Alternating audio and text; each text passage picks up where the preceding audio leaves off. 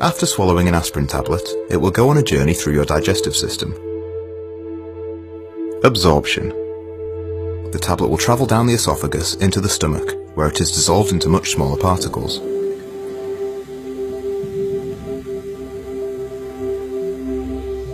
These particles will continue their journey into the small intestine, where most of them will be absorbed into the blood.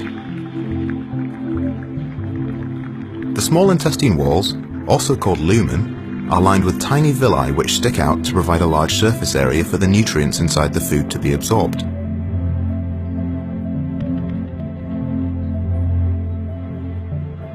Looking closer at these villi, you can see they have a rich blood supply and they are covered in a thin layer of epithelial cells.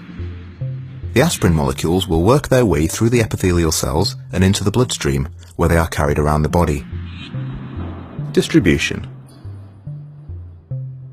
Blood plasma contains complex molecules called albumin. Albumin is a protein made by the liver which transports nutrients around the body. Albumin also binds to drugs that enter the bloodstream. Here you can see some of the aspirin molecules binding to the albumin. All the aspirin particles that have been bound will be filtered out as they pass through the liver, and only the remaining aspirin molecules will get through and have any effect on the body. Different drugs will bind to albumin in different amounts depending on their affinity for plasma protein. The next stop on the journey is the liver.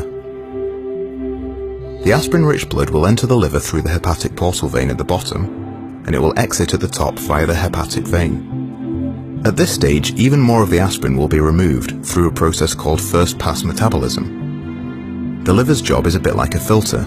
It will metabolize drugs before they reach the rest of the body. It does this in a few steps. Phase 1 metabolism.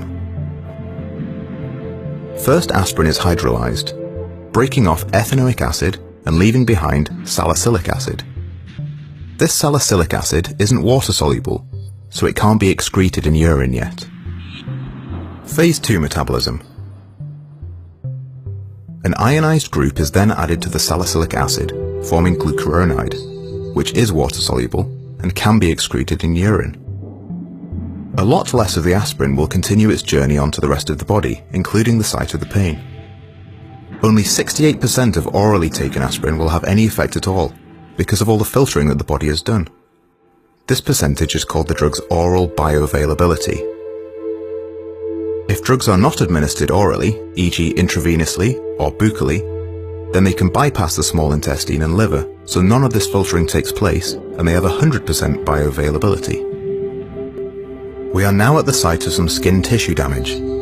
Tissues in the skin are creating prostaglandins, which are causing inflammation. The prostaglandins are sending messages to the nerves in the skin responsible for the sensation of pain. Once the aspirin arrives in the blood supply at the site, it prevents the production of prostaglandins in the tissue, which will reduce the swelling and stop the messages being sent to the nerves that are perceived as pain. Excretion. Any remaining aspirin in the blood will go round and round the blood supply, going back through the liver several times until it is all used up or filtered out of the body. It travels into the kidneys and then into the bladder for excretion.